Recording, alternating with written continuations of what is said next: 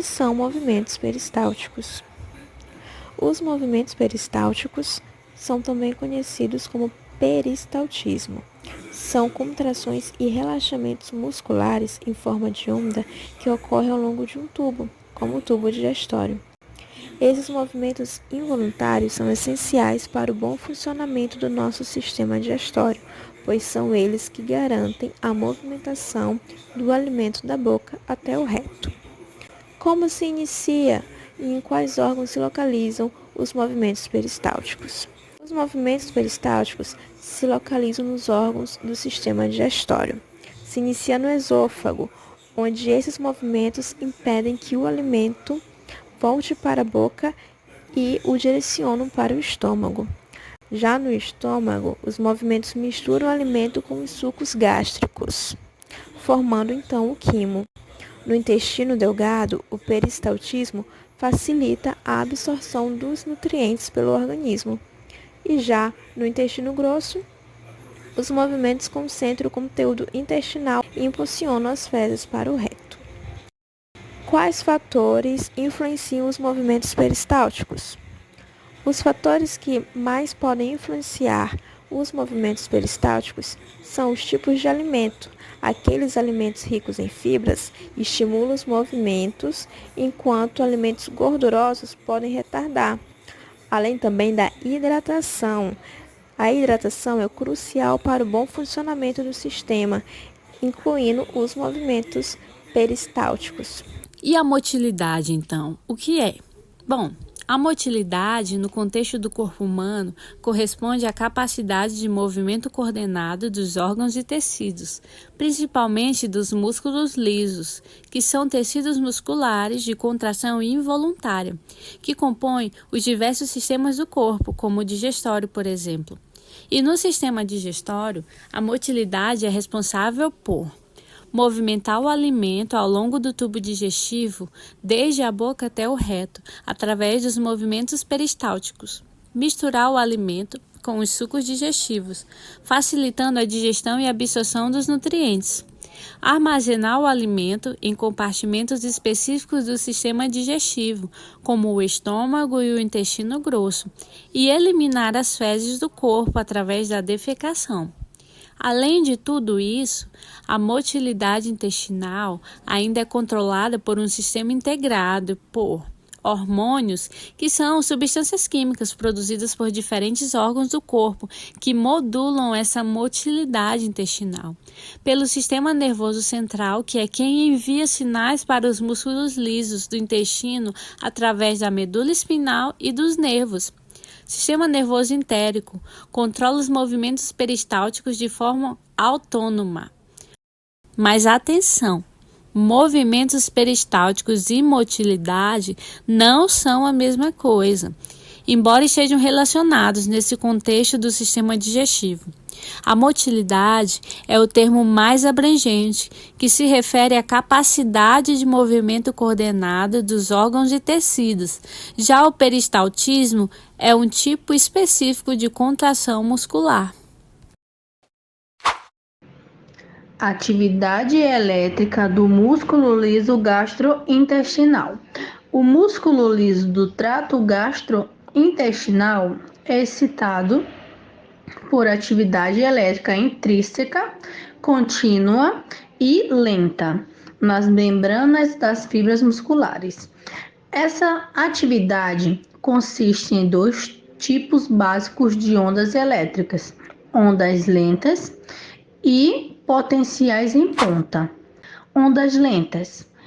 A maioria das contrações gastrointestinais ocorre ritmicamente, e o ritmo é determinado em grande parte pela frequência das chamadas ondas lentas do potencial de membrana do músculo liso. Essas ondas não são potenciais de ação. Em vez disso, são variáveis lentas e ondulantes do potencial de repouso da membrana. Potenciais em ponta. Os potenciais em pontas são verdadeiros potenciais de ação. Ocorrem automaticamente quando o potencial de repouso da membrana do músculo liso gastrointestinal fica mais positivo do que cerca de menos 40 milivolts. Assim, toda vez que os picos das ondas lambda ficam temporariamente mais positivos do que menos 40 milivolts, surgem os potenciais em ponta, superpostos a estes picos. Quanto maior o potencial de onda lambda, maior a frequência dos potenciais em ponta. Íons cálcio e contração muscular. A contração do músculo liso ocorre em resposta à entrada de íons cálcio na fibra muscular. Os íons cálcio, agindo por meio de mecanismos de controle pela calmodulina, ativam os filamentos de miosina na fibra, fazendo com que forças de atração se desenvolvam entre os filamentos de miosina e os filamentos de actina, fazendo a contração muscular. Controle autônomo do trato gastrointestinal. O sistema nervoso autônomo está diretamente relacionado com as movimentações gastrointestinais. Os neurônios pós-ganglionários do sistema parasimpático gastrointestinal está localizado em sua maior parte nos flexos miorentérico e submucoso.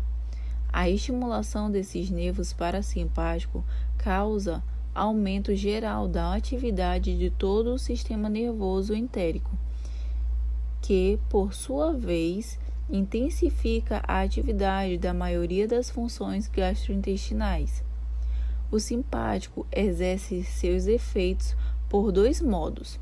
O primeiro, um pequeno grau por efeito direto da neuroepinefrina secreta, inibindo a musculatura lisa do trato intestinal, exceto músculo mucoso, que é exercitado. E segundo, um grau maior por efeito inibidor da norepinefrina sobre os neurônios de todo o sistema nervoso entérico. Controle hormonal da motilidade gastrointestinal. A seguir, nós vamos ver alguns dos hormônios mais importantes.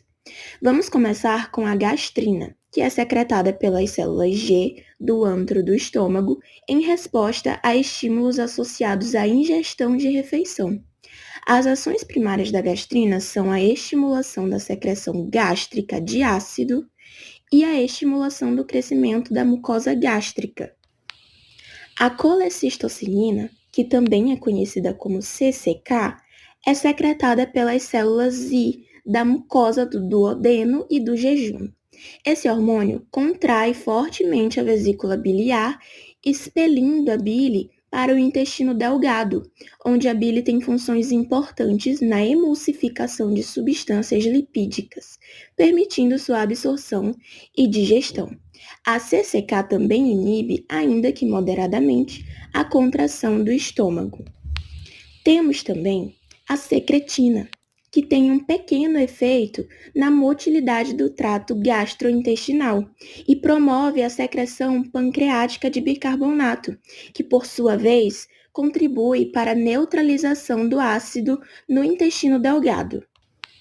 O peptídeo inibidor gástrico é secretado pela mucosa do intestino delgado superior e exerce um efeito moderado na diminuição da atividade motora do estômago e, assim, retarda o esvaziamento do conteúdo gástrico no duodeno quando o intestino delgado já está sobrecarregado com produtos alimentares. E, por fim, temos a motilina, que é secretada pelo estômago e pelo duodeno superior durante o jejum. A sua única função conhecida é a de aumentar a motilidade gastrointestinal. Tipos funcionais de movimentos no trato gastrointestinal. No trato gastrointestinal, ocorrem dois tipos de movimentos funcionais. Os movimentos propulsivos, mais conhecidos também como peristaltismo, é o movimento básico do trato gastrointestinal. É como um anel contrátil que se move para frente, empurrando o alimento ao longo do trato. É desencadeado pela distensão da parede intestinal, estimulando o sistema nervoso entérico. O peristaltismo pode ocorrer em ambas as direções, mas normalmente cessa rapidamente na direção da boca. Também temos o movimento de mistura. São os movimentos de mistura que variam em diferentes partes do trato gastrointestinal. Em algumas áreas, as próprias contrações peristálticas promovem a mistura dos conteúdos intestinais. As contrações constritivas intermitentes locais ocorrem em regiões separadas por alguns centímetros da parede intestinal, triturando e separando os conteúdos. Esses movimentos são modificados em diferentes partes do trato gastrointestinal para propulsão e misturas adequadas. E assim, concluímos nossa jornada pelo mundo dos movimentos peristálticos. Espero que tenham aprendido bastante sobre esse processo. Muito obrigada e até a próxima!